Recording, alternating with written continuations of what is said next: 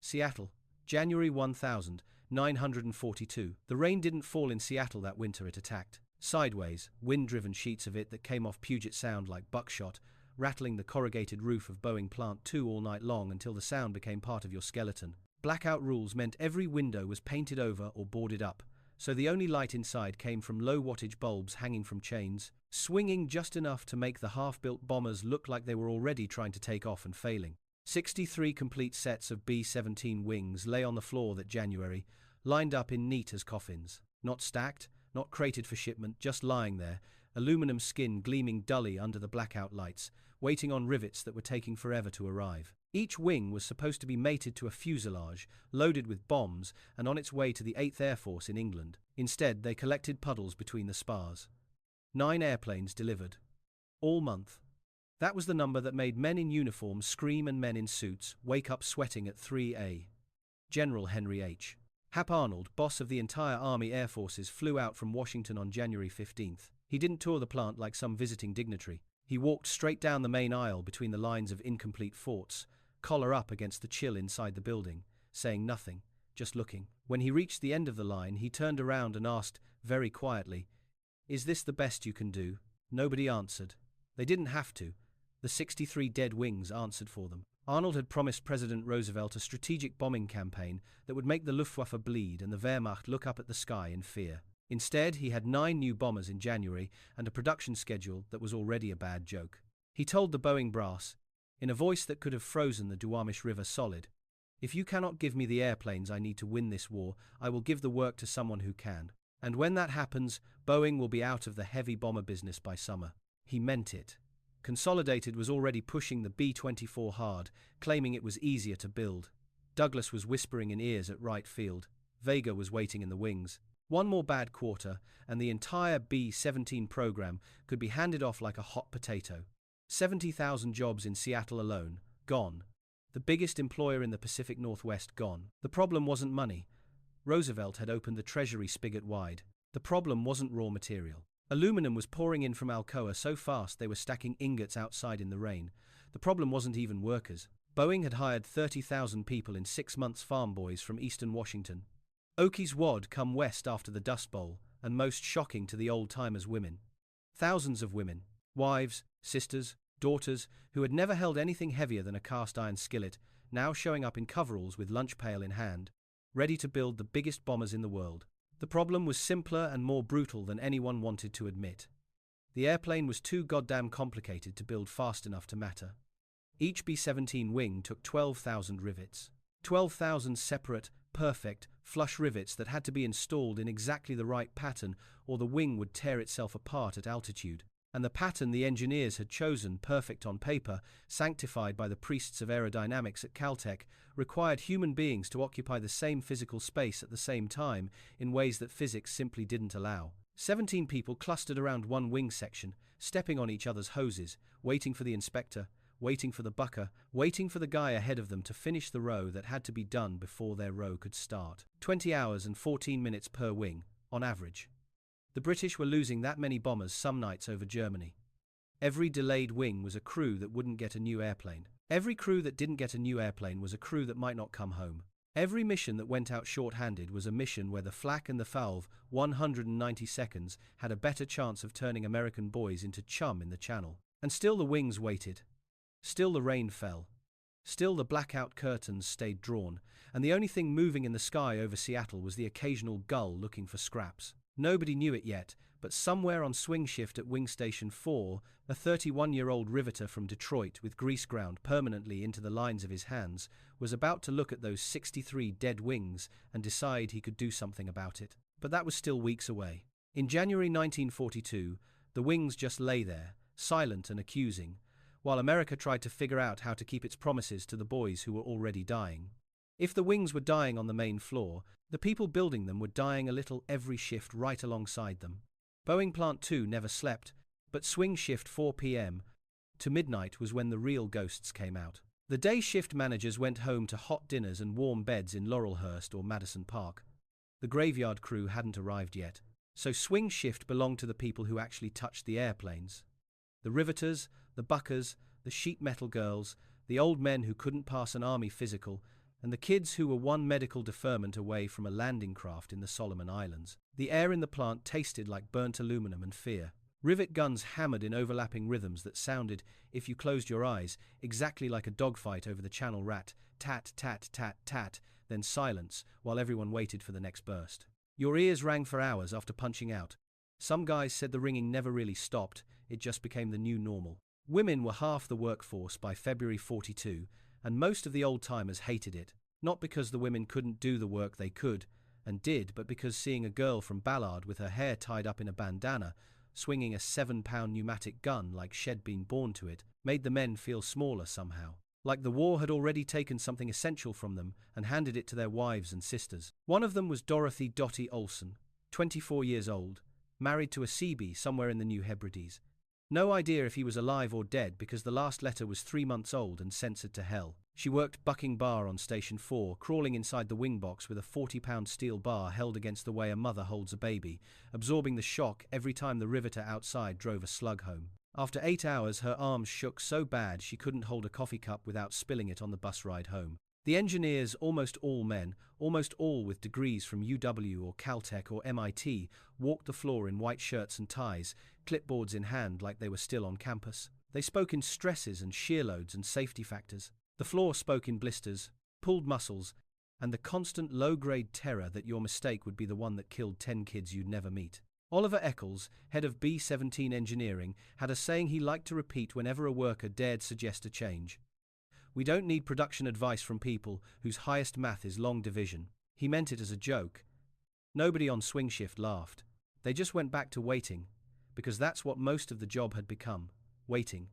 Waiting for the row ahead of you to finish so you could start yours. Waiting for the quality inspector to boroscope every 10th rivet, 15 minutes per section if he was having a good day, 30 if he was hungover. Waiting for the aluminum to cool down because 17 bodies crammed into a space meant for 5 had turned the wing into a slow oven and the skin expanded just enough 0.03 of an inch to misalign the holes. Waiting while somewhere over the Atlantic another convoy took torpedoes because there weren't enough long-range bombers to hunt the U-boats, or over Bremen another RAF squadron got chewed up because the Americans weren't there yet to split the Luftwaffe's fighters. Frank Shamansky waited too, but he was different. Most guys kept their eyes on the rivet in front of them, line up gun, squeeze trigger, move to next hole, repeat 400 times per shift until your shoulder felt like it had been kicked by a mule. Frank watched everything. He watched Jenkins always waiting on Patterson. He watched Patterson always waiting on the inspector clearing row 1. He watched how the sequence created a chain of delays that rippled across the entire wing like a traffic jam on Highway 99 during shift change. He watched the way Dottie had to twist her body into positions no human being should have to hold for 8 hours just to buck from inside the box. He watched, and he remembered Detroit Chrysler plant, installing door panels on Windsor sedans before the war turned everything into weapons instead of cars. And something about how they did doors at Chrysler starting from all 4 corners at once and working inward, so 4 guys weren't tripping over each other. But mostly he watched the wings die a little more every day, and he felt something cold settle in his gut that had nothing to do with Seattle's winter. Because Frank had a wife and 2 little girls in a boarding house over on Beacon Hill, and every incomplete airplane felt like a personal failure. Every dead wing was another week the war dragged on. Every delayed bomber was another boy from some other boarding house who might not come home because Frank Shamansky hadn't figured out how to make the wings live faster yet. Swing shift punched out at midnight, walked out into the rain, still falling like it had a personal grudge against the whole damn city. Frank would stand under the awning for a minute, sometimes just stand there getting soaked anyway, looking back at the blackout curtains, glowing faintly from the lights inside, where 63 pairs of wings waited for something better than what they were getting. He didn't know yet what that better was. He just knew they needed it, and he knew nobody with a degree was going to give it to them, so maybe, just maybe, someone without one would have to. Frank Shamansky didn't look like the man who would help win the war. He was 5'7" in boots, 31 years old, with the kind of build you get from years of swinging a rivet gun instead of swinging a golf club on weekends. His hands were permanently grey aluminum oxide ground, so deep into the creases that no amount of lava soap would ever get them clean again. When he smiled, which wasn't often, you noticed the gap where a molar used to be after a bucking bar slipped in 39 back at Chrysler. He'd come west on the train from Detroit right after Pearl Harbor, riding coach with a cardboard suitcase and a promise of 75 cents an hour plus overtime. Left behind a wife named Helen and 2 daughters. Mary was 7, Patricia 5, in a walk-up flat on Livernois that already felt like it belonged to another life. The letters came when they could. Helen writing about ration books and air raid drills in the school basement, the girls asking when Daddy was coming home to fix the porch step that creaked. Frank wrote back on whatever scrap paper he could find, telling them Seattle was green and beautiful and that he was building the biggest airplanes in the world. He never mentioned the rain that never stopped, or the way the boarding house walls were so thin he could hear the guy next door coughing up his lungs every night, or how sometimes he'd wake up at noon with the sound of B-17 engines spooling up on the test pad across the river, and for a second he'd think he was still in uniform, still waiting for orders that would send him to a bomber instead of building one. He worked swing shift because the pay was better time and a half after 8 hours, and because the plant felt different at night. Quieter in a way, even with the rivet guns going. Like the machines knew the bosses had gone home and the real work could start. Station 4 was his home now, a 32-foot wing section, lying on its jig like a beached whale, 7 layers of aluminum skin waiting to be stitched together with 12,000 rivets that all had to be perfect, or 10 boys died. Frank riveted topside, left hand on the gun, right hand steadying the sheet, eyes locked on the hole until the trigger squeeze drove the slug home with a sound like God's own staple gun. Most guys zoned out, did their 400, 500 rivets a shift and let their minds go somewhere else, back to a girl in Tacoma or forward to a cold beer at the Blue Moon Tavern after punch-out. Frank couldn't. He watched. He watched the way the whole process choked on itself. How row 1 had to be finished and inspected before row 2 could start. How row 2 blocked row 3. How the buckers inside the wing box, Dottie Olson and the new girl from Spokane whose name he kept forgetting, had to contort themselves like circus performers just to reach their spots. And by hour 6 their backs were screaming. He watched the hoses snake across the floor like angry pythons, tripping people, wasting minutes every time someone had to unplug and move. He watched the heat build up until the aluminum grew those fatal 0.003 of an inch, and holes no longer lined up, and somebody had to ream them out by hand, cursing under their breath. And every time he watched, he felt that cold thing in his gut twist a little tighter.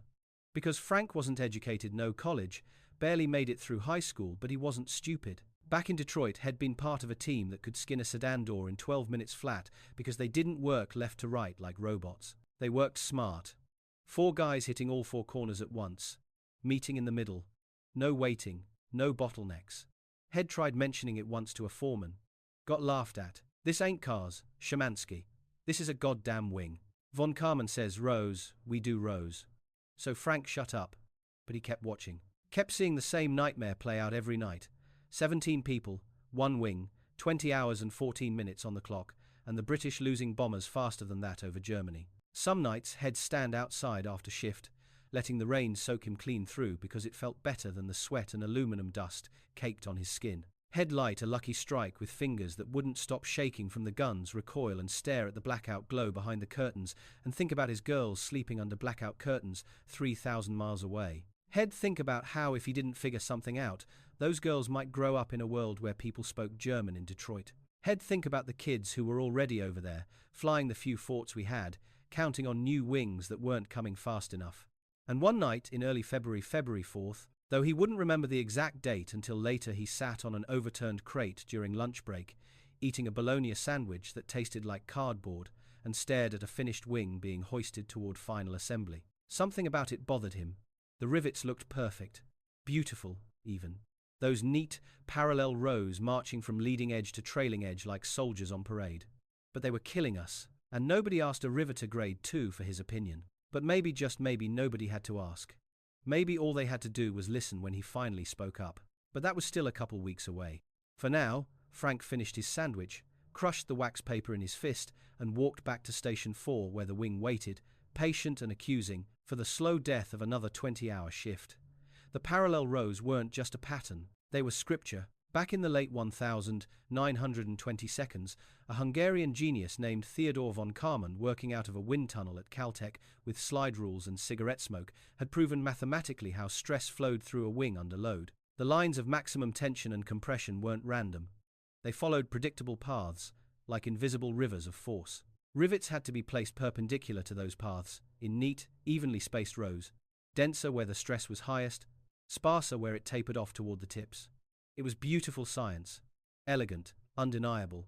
By 1942, every aeronautical engineer in America treated von Kármán's equations the way priests treated the Gospels, not to be questioned, only interpreted. At Boeing, that meant Oliver Eccles and his priesthood in the engineering loft upstairs, white shirts starched, ties knotted, slide rules holstered on their belts like sidearms handed down the blueprints from on high. The rivets would go in parallel rows, marching from leading edge to trailing edge in perfect formation, because that was how you distributed load evenly across the skin and kept the wing from folding up like a cheap lawn chair at 6 Gs over the raw. Down on the floor, nobody argued with the math. How could you? Most of the riveters had never seen the inside of a college classroom. They argued with reality. Reality said you couldn't get 3 bodies into the wing box at the same time without someone getting stuck. Reality said the bucker inside had to wait until the topside guy finished his row because there was only one access port big enough for a human being. Reality said when you crammed 17 people around one section for hours on end, the aluminum got hot and expanded, and the pre-drilled holes no longer lined up, and you spent half your shift reaming them out by hand while the clock ticked and the war kept moving. But reality didn't have a degree from Caltech, so the rows stayed parallel. Eccles had made that clear in a memo that circulated the previous fall. Any deviation from approved fastener patterns will be considered sabotage of the war effort. Head actually used the word sabotage, like some riveters were Japanese spies if they dared suggest a different way. The truth was uglier than that. The engineers didn't just believe their way was right, they needed it to be right. Because if a bunch of high school graduates with dirty hands could build a better wing by ignoring the math, then what the hell had those years at Boeing and all the other companies been doing with their educations? What had all the wind tunnel hours and the stress calculations been worth if the final answer came from a guy eating a bologna sandwich on a crate at midnight? So they clung to the parallel rows like a life raft. They issued new jigs that made the congestion worse. They tried smaller crew sizes down to 12 men and the time went up, not down, because now there weren't enough hands to hold the sheets in place. They tried larger crews up to 22, and the time went up again because people literally could not move without bumping into each other. They issued memos about efficiency and patriotism and pulling together for the boys overseas. They never once asked the boys and women overseas hands what they thought. Down on swing shift, the religion of parallel rows played out every night like a slow crucifixion. Row 1 finished. Wait for inspection. Row 2 started. Wait for row 1 guy to get out of the way. Row 3 guy standing there with his gun idling, burning compressed air and daylight. Hoses tangled.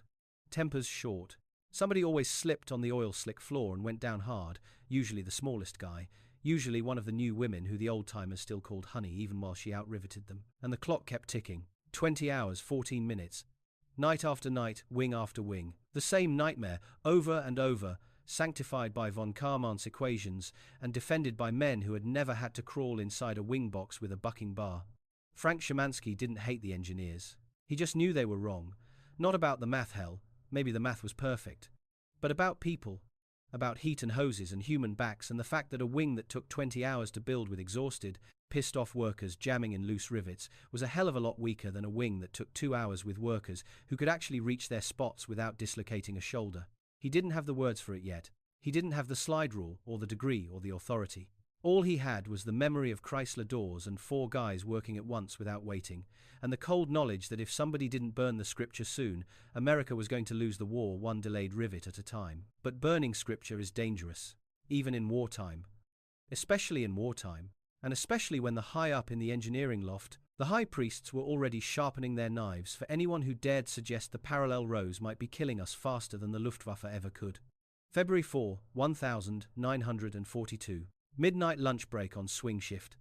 The plant cafeteria was a joke, just a couple of vending machines and some folding tables shoved into a corner of the parts storage, but nobody went there anyway. Too far from the line, and you only got 30 minutes. So most guys ate right at their stations, perched on crates or toolboxes, trying to keep the aluminum dust out of their sandwiches. Frank sat alone on an overturned rivet bucket near Station 4, wax paper unfolded on his knee, bologna on white bread gone slightly dry from the heat of the plant. Mustard from a squeeze bottle because Helen had sent him a care package with 3 jars back in December and he was rationing them like gold. He chewed slow, staring at nothing, the way you do when your body is telling you something's wrong but your mouth hasn't caught up yet. The radio in the supervisor's shack was tuned low to Kiro out of Seattle. The newsreader's voice drifted over the hammers and compressors. 17th merchant vessel sunk in the Atlantic this week alone. U-boat wolfpacks operating with impunity. Army Air Forces promise increased bomber production but details remain. Frank stopped chewing. He looked up at the wing section hanging in the jig 20 feet away, freshly finished by day shift, ready for mating tomorrow. The rivets caught the light in perfect silver rows, like fish scales, or like the neat rows of corn back on his uncle's farm in Ohio before the Depression hit. Beautiful, deadly. Something snapped loose in his head right then. Not dramatic, no lightning bolt or choir of angels, just a quiet click, like a rivet seating perfectly for the first time all night. He remembered Chrysler again. Not the whole plant, just one dumb door line on the Windsor sedan, 4 guys on a panel. They didn't start at the left edge and march right like good little soldiers. They hit the corners first, top left, top right, bottom left, bottom right, all at the same time, then worked inward in spirals until they met in the center. No waiting, no congestion. 4 guns going full blast, hoses never crossing, buckers never trapped. 12 minutes flat, every time. Why the hell couldn't a wing work like that? The wing wasn't flat. It had depth ribs, spars, inspection panels, fuel bays. Places where a man could get his whole upper body inside if he needed to. Places where the skin was shallow enough you could rivet from one side only. Places nobody ever used because the blueprint said start at the root and march out in parallel rows like it was 1918 and we were still building Sopwith camels. Frank pulled his time card from his back pocket, blank on the back except for the Boeing logo, grabbed a grease pencil from the bench. He started sketching. Not neat, not pretty, just clusters, dense packs of rivets around the main spar carry-through where the loads were highest, then radiating lines following the ribs outward like veins in a leaf. Skip the parallel bullshit entirely. Hit the strong points first, the easy access spots, let 5 guys go at once without ever needing the same square foot of space. Worker 1 inside the root box, Worker 2 mid-span through the landing gear bay, Worker 3 on the trailing edge where it was shallow, Worker 4 up top near the leading edge, Worker 5 at the tip where the skin was single layer. No overlap. No waiting. No goddamn hoses turning into spaghetti. It looked wrong. Like a kid had spilled rivets on the print and said screw it. The engineers would laugh him out of the building. Or worse, call it sabotage. But Frank kept drawing, grease pencils scratching soft in the relative quiet of lunch break. He thought about Dottie Olson crawling out of the wing box at end of shift. Back spasmed so bad she could barely stand straight, tears in her eyes she wouldn't let anybody see. He thought about the letters from buddies who'd gone into the Army Air Forces, guys now flying B-17 seconds over Europe with wings built the slow way, praying the rivets held because some kid in Seattle was too tired to seat them right. He thought about his own girls growing up in a world run by people who thought parallel rows were worth dying for. The pencil stopped. Frank stared at the back of that time card like it was the first page of a new Bible. It wasn't perfect. Hell, it might kill them all if the wing failed at altitude. But it was possible. And possible was more than they had right now. He folded the card carefully and put it back in his pocket. The whistle blew lunch over. Back to the line. Back to parallel rows. Back to 20 hours and 14 minutes of slow death. But something had changed. Frank Shamansky wasn't just watching anymore. He was planning. And the war had maybe, just maybe, was about to turn on a bologna sandwich eaten at midnight in a blackout factory while the rain hammered the roof like it wanted in.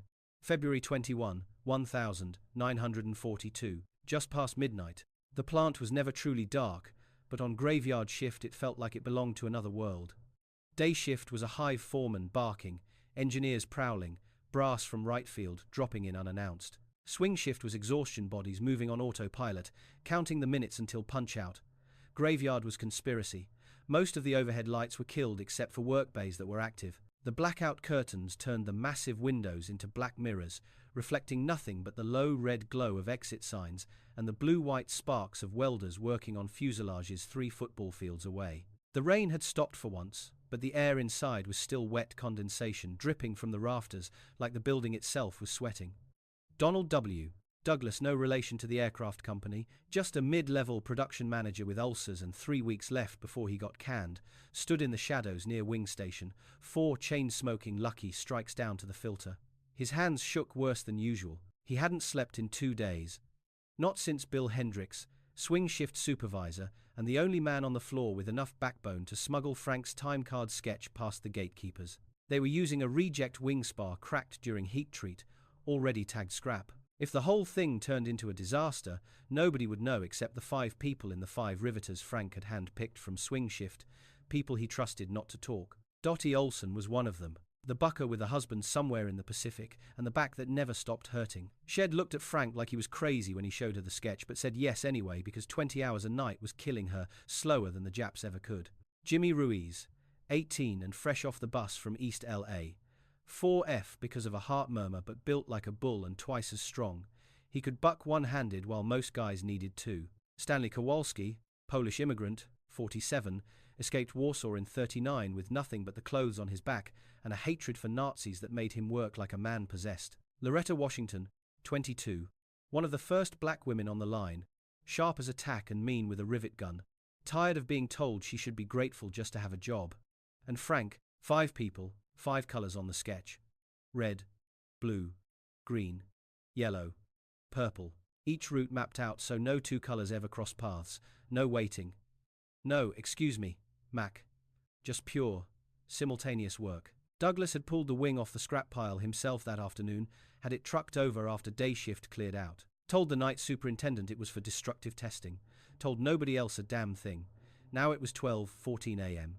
and the 5 of them stood around the jig like criminals waiting for the getaway car. Frank handed out the color-coded copies he'd traced during lunch breaks all week. His voice was steady but his palms were wet.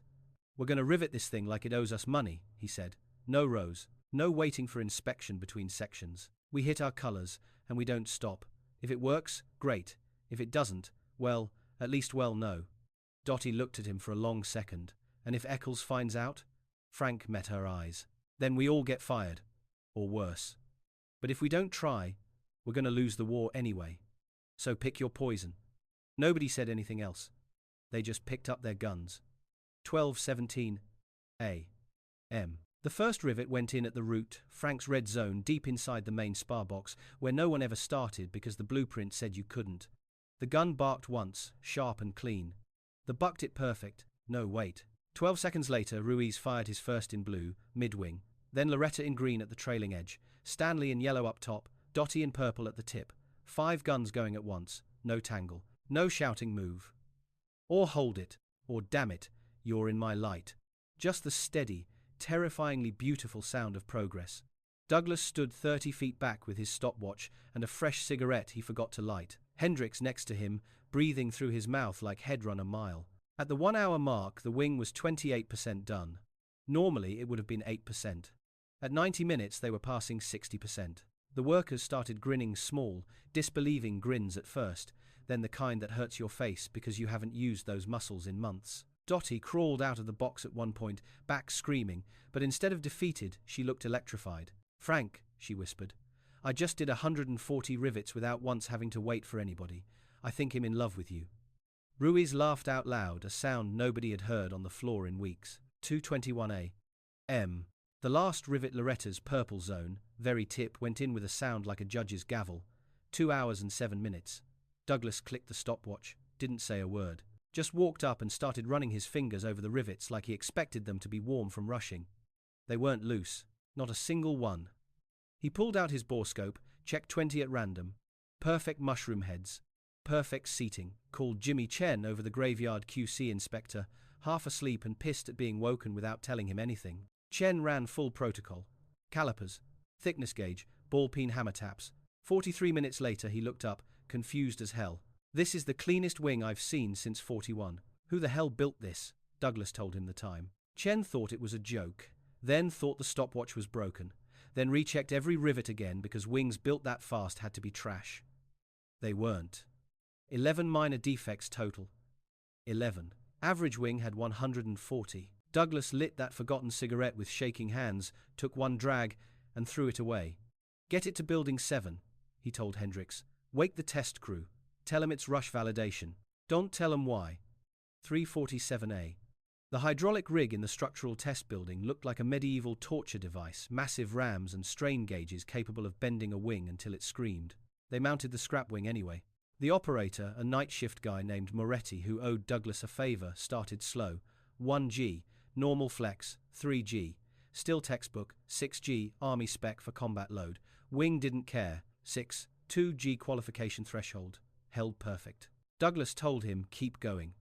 7G, 8G, 8, 4G. The wingtip deflected 22 inches, but the skin didn't wrinkle. No rivets popped. No cracks spidered out from the clusters. At 8:47 the test frame itself started groaning. Douglas killed it. They let the pressure off. The wing sprang back to true like ETD, just woken up from a nap. Zero permanent deformation. Chen ran the hammer test again, still perfect. Douglas stood in the cold test bay at 5:47 a.m. while the first hint of grey showed behind the blackout curtains, and for the first time in months he didn't feel like throwing up. He looked at Frank, covered in dust, eyes red from no sleep, and said the only thing that mattered. "How fast can you teach this to the whole goddamn plant?" Frank didn't smile, he just nodded, because he knew what came next. And so did the rain, which started falling again as they walked out into the Seattle dark, soft and steady, like it was washing the blood off America's hands. February 22, 1942, 7:15 a.m. James Murray, Boeing's vice president of operations, showed up at Plant 2 still wearing his weekend fishing sweater and rubber boots because Donald Douglas had called him at home and said only 8 words, "Get down here now or we lose the war." Murray was 52, built like a dock worker who'd made good, and he didn't waste time on bullshit. He walked into the conference room that smelled like stale coffee and fear, looked at the test data spread across the table, stopwatch logs, strain gauge charts, Jimmy Chen's inspection sheet with 11 defects circled in red, and then looked at the 5 people who'd been up all night. Frank, Dottie, Ruiz, Stanley, Loretta, all still in their coveralls, aluminum dust in their hair like they'd been rolled in silver flour. Murray didn't ask if it was real. He asked one question. "Can we roll this out plant-wide by Monday?"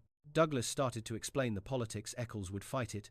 Legal would scream about liability if a wing failed in combat. The Army might call it unapproved modification. Murray cut him off. "I didn't ask about politics. I asked if the goddamn wings will hold." Frank spoke for the first time since sunrise. Voice hoarse from no sleep and too many cigarettes. "They'll hold better than the old way, because the rivets are seated right. Tired men make loose rivets. Fresh men make wings that don't kill kids." Murray stared at him for a long second. "What's your name, son?" "Shamansky, sir. Riveter grade 2. Murray turned to Douglas. "Make him production methods specialist. $40 raise, effective yesterday." Then he turned to the room. "As of right now, this pattern is the only pattern we're using. Anybody doesn't like it can take it up with General Arnold personally. Tell Eccles if he wants to quit, I'll drive him to the train station myself." It wasn't a shout.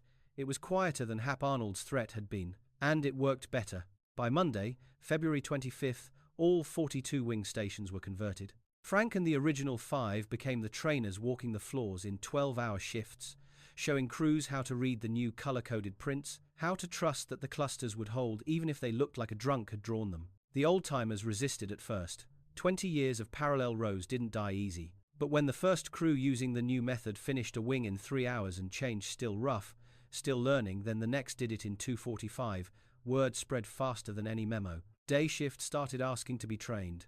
Swing shift begged. Even some of the engineers snuck down to watch, pretending they were just observing. Production numbers didn't creep up. They exploded. March 1942nd week, 47 airplanes accepted by the Army. More than all of January combined. April, 91. May, the learning curve flattened and the avalanche really started. June, 186. July, every station running 3 shifts, workers now experts at reading the Shamansky pattern, though nobody called it that officially. 284 complete B-17 seconds rolled out of Seattle alone. August, 319. September, 362 inches a single month. More heavy bombers in 30 days than Boeing had built in the entire year of 1941. The bottleneck wasn't just broken, it was obliterated. Fuselages that had been stacking up like cordwood waiting for wings suddenly had wings. Engines got mounted, turrets got installed, paint got slapped on. And the airplanes, hundreds of them, started rolling out the doors toward the flight line at Boeing Field, where test pilots took them up into the endless Seattle gray and brought them back, saying things like, "Sweetest fort I've ever flown," because the wings didn't flex wrong or shed rivets on. Pull out. The other plants followed fast. Boeing Wichita got the pattern in April. Douglas Long Beach. Irony, noted by May. Vega in Burbank by June.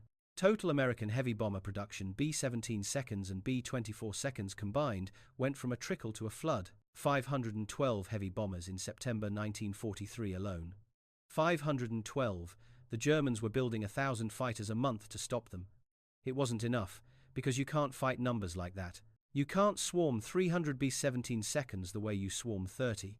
When the 8th Air Force finally went to Schweinfurt and Regensburg in August 1943, they sent 376 forts. Without Frank's pattern, Boeing wouldn't have built that many total by that date, let alone had them in combat. The Luftwaffe threw everything they had for 190 seconds, 109 seconds, even the new twin-engine destroyers, and got shredded. American losses were still brutal, 60 bombers that day, but the German fighter force was broken on those missions. They lost the experienced pilots they could never replace. After that, the writing was on the wall. The sky over Germany belonged to the guys who could build airplanes faster than the other side could shoot them down. And it all traced back to one scrap wing, 5 tired workers, and 127 minutes in a blackout factory when 5 people decided the experts were wrong. The avalanche had started with a whisper, a riveter's whisper over a bologna sandwich, and by fall it had become a roar that echoed all the way to Berlin. By summer 1943, the 8th Air Force finally had the tools to do what Hap Arnold had promised Roosevelt a year earlier: make Germany bleed from the sky. The missions that broke the Luftwaffe didn't look heroic from the ground in England. They looked like aluminum rivers, hundreds of B-17 seconds climbing out of East Anglia in formations so massive they cast shadows over entire counties. The contrails started at 10,000 feet and didn't stop until 25,000, turning the sky into a white ladder that pointed straight at the heart of the Reich. The Germans had a name for it: Der Terrorangriff. They didn't call it that because of the bombs. They called it that because of the guns. A single B-17 carried 13 50 caliber machine guns. Multiply by 300 airplanes and you got a corridor of lead no fighter pilot could fly through without dying. The first time the 8th put more than 100 forts over the continent was October 1943, October 14th, to be exact. 391 bombers launched against Schweinfurt again. The Luftwaffe came up in force, desperate to stop the avalanche before it buried them. They failed. The Germans lost 60 fighters that day. The Americans lost 60 bombers. The math was brutal, but it was math the Allies could sustain, and the Germans could not. But the real turning point had come earlier, in the missions that made Schweinfurt possible. In the summer of 1943, the first missions with 200, 300, 400 B-17 seconds. The first time the formations were so large that German controllers on the ground couldn't find the gaps. The first time American crews looked out their windows and saw not empty sky, but more forts than they could count. The first time the Luftwaffe pilots realized they were no longer hunting, they were being hunted. One pilot, a 22-year-old from Memphis named Bob Morgan of the Memphis Belle, came back from one of those missions and told reporters, "We flew in a formation so big it took 15 minutes for the tail end to pass a single point on the ground. The Germans came at us like hornets, but there were so many of us that their attacks just disappeared. It was like throwing rocks into a river. The Germans called it the Wall of Lead. They stopped attacking head-on after that. They started attacking from the rear, where the bombers had fewer guns, but even that became suicide, because the bombers were there every day, every single day. The factories in the Ruhr that had once run 24 hours a day now shut down whenever the sky filled with contrails. The ball-bearing plants at Schweinfurt that kept the panzers rolling were crippled. The oil refineries at Ploiești were burning. The Luftwaffe was forced to defend every inch of sky over the Reich, bleeding pilots and planes they couldn't replace. By the time the invasion came in June 1944, the German fighter force was a shadow. The Allies had air superiority before the first landing craft hit the beaches, and it all traced back to those wings. To the ones built in Seattle, Wichita, Long Beach, Burbank, to the ones built in 2 hours instead of 20, to the ones that held together at 4G, because the rivets were seated by workers who weren't exhausted and tripping over each other. The men who flew them knew it. They didn't know Frank Shamansky's name. They didn't know about the bologna sandwich or the scrap wing or the conspiracy of the graveyard shift. They just knew that the forts kept coming, that the sky was full of them, that the war was being won one rivet at a time. And that was enough. Frank Shamansky went back to being nobody. After VJ Day, the orders stopped like someone flipped a switch. One week the plant was running 3 shifts screaming. The next week half the stations were dark and pink slips were handed out like ration cards. Frank got his in January 1946. Reduction in force, they called it. 70,000 Boeing people out of work in Seattle alone. He packed the family into a used 41 Plymouth and drove east on Highway 2 through snow-covered passes, back to Detroit where Head started. He worked at Ford for 23 years. Same kind of line, different product, doors again, mostly. Never talked much about the war. When people asked what he did, He'd say, "I built airplanes," and leave it there. His daughters grew up thinking their dad had just been another guy with a rivet gun. He got a certificate once, July 1943. War Production Board commendation, signed by somebody important. Helen framed it. After she passed, it ended up in a shoebox in the closet. The girls found it when they cleaned out the house after Frank died in 1971 quiet. In his sleep, 60 years old, heart finally giving out from too many luckies and too many midnight shifts. They didn't know what to do with it. Neither did history. You won't find Frank Shamansky's name in most books about the air war. Has not in the official Boeing history, not in the Army Air Force's reports. The company called the new method cluster riveting or concurrent assembly sequencing, or some other bloodless phrase that erased the human being who invented it.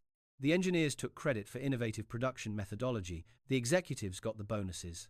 The generals got the victories. Frank got a $40 raise that lasted 3 years and a handshake from a vice president who couldn't remember his name 6 months later. But the wings remembered. The pattern he sketched on the back of that time card became the quiet revolution nobody noticed until it was everywhere. When Boeing designed the B-17 Stratojet after the war, the wings didn't use parallel rows, they used clusters. When they built the 707, the fuselage panels were cluster riveted. When Douglas did the DC-8 and Lockheed, the C-130, and every commercial jet that followed, the ghosts of those clusters were there, letting crews work faster, cleaner, without killing themselves or the product. By the 1,960 seconds, the textbooks called it Design for Manufacturability DFM. Every aerospace engineering program in the world teaches it now. MIT, Caltech, Georgia Tech, you name it. The famous case study is always the B-17 wing in 1942. How a theoretically perfect pattern proved inferior to a practically perfect one. How reducing assembly time from 20 hours to 2 didn't weaken the wing, it made it stronger, because perfect rivets beat theoretical rivets every single time. The students learn the principle. They never learn the name of the man who paid for their education with a bologna sandwich and a sleepless night. They should, because every time you board a modern airliner 787, a 350, whatever, and it lifts off, smooth and quiet, and the wings don't flex wrong even in rough air, you're riding on Frank Shamansky's idea. Every time a factory somewhere in the world builds something complicated, fast and right, because the designers talk to the people who actually have to build it, that's Frank. Every time some expert with a degree gets told that's not how it works on the floor and actually listens, that's Frank. He never got rich. He never got famous. He never even got to know how many lives he saved American, British, German civilians who didn't have to live under Hitler because the war ended sooner. But he changed everything. And if you're listening to this story today, on whatever screen you're watching, maybe flying somewhere at 35,000 feet while an algorithm-generated fastener pattern holds the plane together perfectly. Remember that none of it, the jets, the safety, the world we live in now would be quite the same without a quiet guy from Detroit who looked at 63 dead wings one rainy winter and decided America couldn't wait for perfect rows anymore. Frank Shamansky died without a headline. But every time an airplane takes off on time, built right, by people who weren't exhausted or defeated before they even started, he lives, and the wings fly. Because of him,